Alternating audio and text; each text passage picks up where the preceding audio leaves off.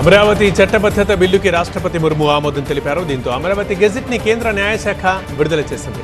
2024 June 2 నుంచి అమల్లోకి వచ్చినట్లు ప్రకటించింది. ఏపీ పునర్వ్యవస్థీకరణ చట్టంలోని సబ్ సెక్షన్ 2లో ఏపీ రాజధానిగా నిలిచింది అమరావతి. రాజధాని గెజెట్ విడుదలపై ఏపీ సీఎం చంద్రబాబు హర్షం వ్యక్తం చేశారు. రాష్ట్రపతికి ధన్యవాదాలు తెలిపారు. చిరకాల స్వప్నాన్ని సాకారం చేస్తూ బిల్లుకు ఆమోదం తెలిపిన ముర్ముకు కృతజ్ఞతలు తెలిపారు. అమరావతి రాజధాని బిల్లుకు మద్దతు తెలిపిన వారందరికీ సోషల్ మీడియాలో చంద్రబాబు ధన్యవాదాలు తెలిపారు. ఇవాళ ఎస్ఐపిబి సమావేశంలో సీఎం చంద్రబాబు పాల్గొంటున్నారు.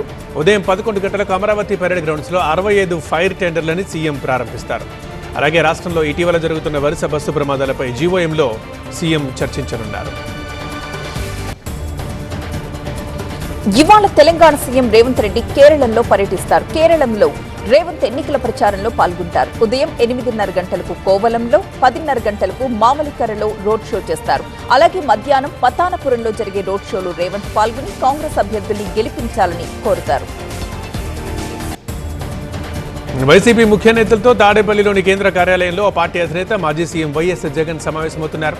రాష్ట్రంలో జరుగుతున్న తాజా రాజకీయ పరిణామాలపై నేతలతో సుదీర్ఘంగా చర్చించనున్నారు.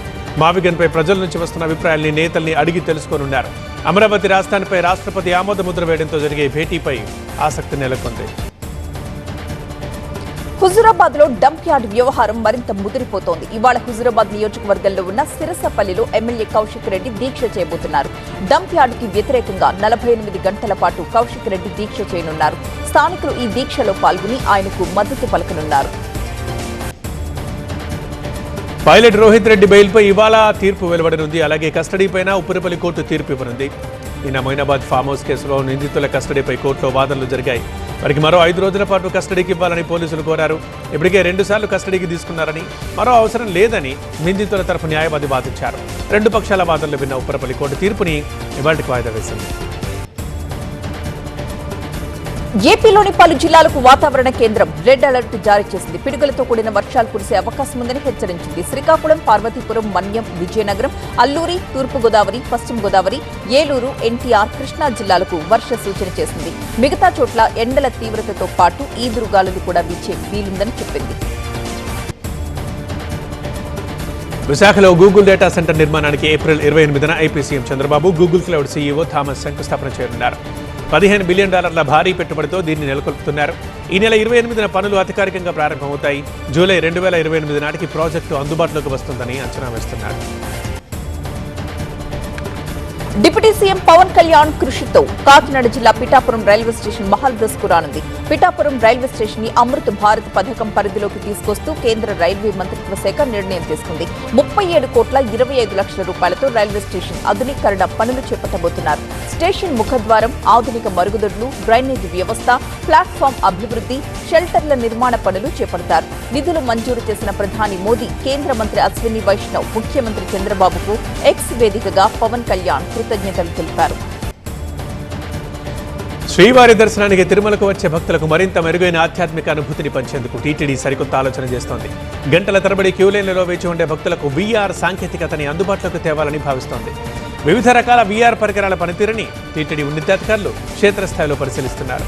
ఉన్నతాధికారుల నుంచి ఆమోదం లభిస్తే కంపార్ట్మెంట్లలోని భక్తులు సరికొత్త విధానంలో ఆధ్యాత్మిక అనుభూతిని పొందడానికి మార్గం సుగమమవుతుంది. శ్రీశైలంలోని శ్రీ బ్రహ్మరాంబ మల్లికార్జున స్వామి దేవస్థానంలో ఇవాళ కుంభోత్సవం జరగనుంది. వేడుకల సందర్భంగా స్వామివారి ఆర్జిత సేవలు, దర్శనాల్ని ఆలయ అధికారులు రద్దు చేశారు. శ్రీశైల క్షేత్రానికి భక్తుల తాకిడి పెరిగింది. స్వామి, అమ్మవార్ల దర్శనానికి 3 గంటల సమయం పడుతోంది. విజయవాడలోని పలు చోట్ల పోలీసులు కార్డన్ సెర్చ్ చేశారు. డ్రగ్స్ పై దండయాత్ర 2.0 పేరుతో విస్తృతంగా సోదాలు చేశారు. సింగనగర్, వాంబే కాలనీ, ఆర్ఆర్పేటలో తనిఖీలు నిర్వహించారు. ఒక్క రోజులోనే 24 మందికి డ్రగ్ పాజిటివ్ రావడంతో వారిని పిఎస్కి తరలించి కౌన్సిలింగ్ ఇస్తున్నారు.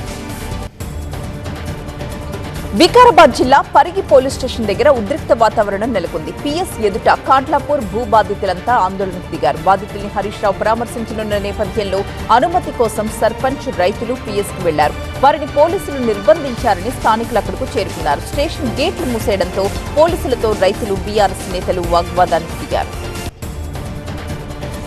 హైదరాబాద్ బండ్లగూడ కాళీ మందిర్ దగ్గర అగ్ని ప్రమాదం జరిగింది. సిద్ధి వినాయక షాపింగ్ మాల్లో మంటలు చెలరేగాయి. స్థానికుల సమాచారంతో ఫైర్ సిబ్బంది అక్కడికి చేరి మంటల్ని అదుపులోకి తీసుకొచ్చింది. ఈ ఘటనలో ఎలాంటి ప్రాణ నష్టము జరగలేదు.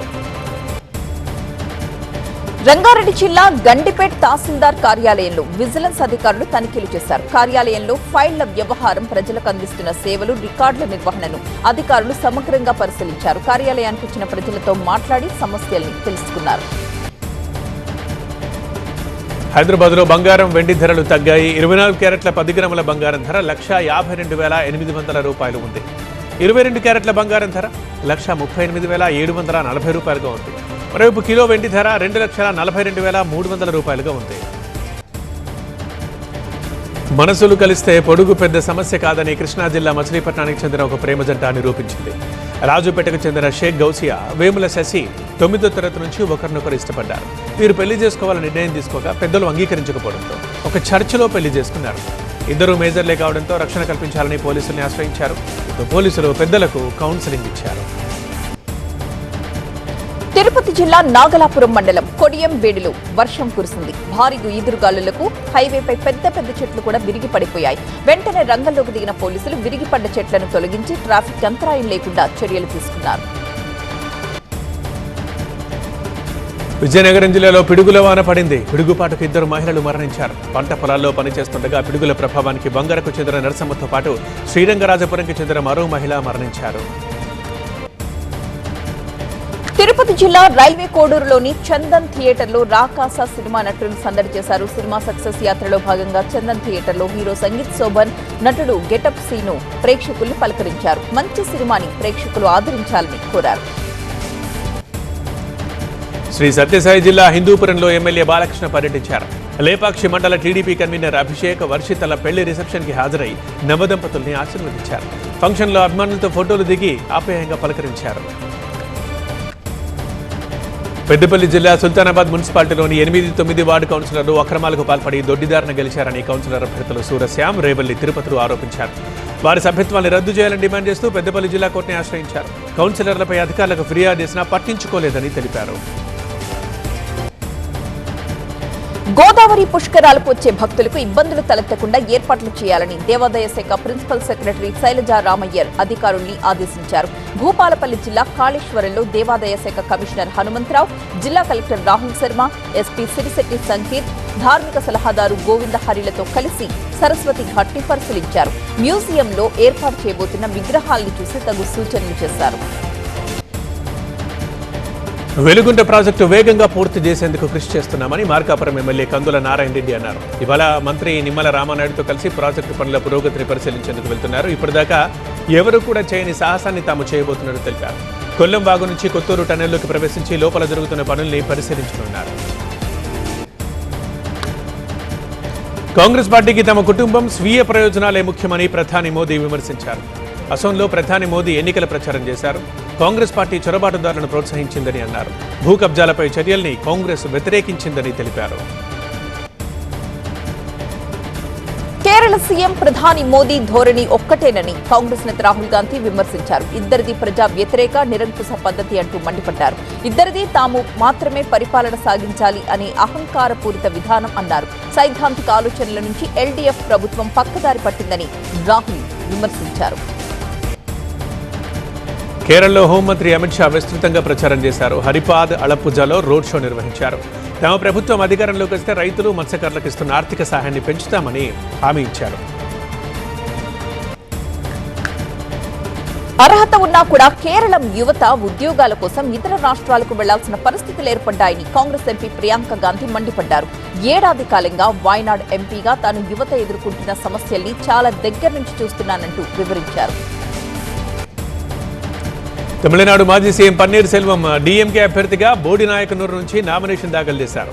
మరో మాజీ సీఎం ఎడప్పాడి పళనిస్వామి అన్నాడీఎంకే తరఫున ఎడప్పాడి నియోజకవర్గం నుంచి నామినేషన్ సమర్పించారు. తెలంగాణ మాజీ గవర్నర్, చెన్నై మైలాపూర్ నుంచి బీజేపీ అభ్యర్థిగా పోటీ చేస్తున్న తమిళిసై సౌందరరాజన్ నామినేషన్ దాఖలు చేశారు. ఈ కార్యక్రమంలో కేంద్ర మంత్రి పీయూష్ గోయల్ పాల్గొన్నారు. 2021 మేనిఫెస్టోలో ఇచ్చిన 900 హామీల్లో 97% పూర్తి చేశామని కేరళ సీఎం పినరై విజయన్ ప్రకటించారు. 10 ఏళ్ల తమ ప్రభుత్వం ప్రోగ్రెస్ రిపోర్ట్ ని ఆయన ప్రజల ముందుంచారు. 20 లక్షల మందికి ప్రయోజనం చేకూర్చేలా 5 లక్షల ఇళ్లు నిర్మించామని వెల్లడించారు. బెంగాల్పై దాడి చేస్తామని పాకిస్తాన్ హెచ్చరికలు జారీ చేసినా ప్రధాని మోదీ మౌనంగా ఉండడంపై బెంగాల్ సీఎం మమతా బెనర్జీ ఆగ్రహం వ్యక్తం చేశారు. పాక్పై కఠిన చర్యలు తీసుకుంటామని ఎందుకు చెప్పలేకపోయారంటూ ప్రశ్నించారు. ప్రధాని మోదీ, హోంమంత్రి సహా మొత్తం కేంద్ర ప్రభుత్వమంతా రాజీనామా చేయాలని డిమాండ్ చేశారు మమతా. రిషబ్ శెట్టి హీరోగా ప్రశాంత్ వర్మ తెరకెక్కిస్తున్న జై హనుమాన్ మూవీ టెక్నికల్ టీంలో కీలక మార్పు చేసినట్టుగా తెలుస్తోంది. ఈ సినిమా అనౌన్స్ చేసినప్పుడు సినిమాటోగ్రాఫర్ గా ఎస్ తిరునాపుక్కరసు పేరును ప్రకటించారు. ఇప్పుడు ఆయన స్థానంలో లక్కీ భాస్కర్ ఫేమ్ నిమిష్ రవిని తీసుకున్నారు అన్న టాక్ వినిపిస్తోంది. Kolkata night riders Punjab Kings మధ్య జరగాల్సిన మ్యాచ్ వర్షం కారణంగా రద్దయింది. మ్యాచ్ ఆరంభమైన 15 నిమిషాలకే వరుణుడు ఈడెన్ గార్డెన్స్ వర్షంలో ముంచెత్తాడు. అవుట్ ఫీల్డ్ తడిగా ఉండడంతో ఆట సాధ్యం కాదని అంపైర్స్ తేల్చేశారు. ఇరు జట్లకు తలా ఒక పాయింట్ దక్కింది. టాస్ గెలిచిన కోల్కతా మొదట బ్యాటింగ్ కి దిగి 2 కీలక వికెట్లు కోల్పోయింది. ప్రమాదకర ఫిన్ అలెన్ తో పాటు 25 కోట్ల రూపాయల ఆటగాడు కామరన్ గ్రీన్ అవుట్ అయ్యాడు. ఆట నిలిచే సమయానికి కోల్కతా 3.4 ఓవర్లకు 2 వికెట్లు కోల్పోయి 25 పరుగులు చేసింది.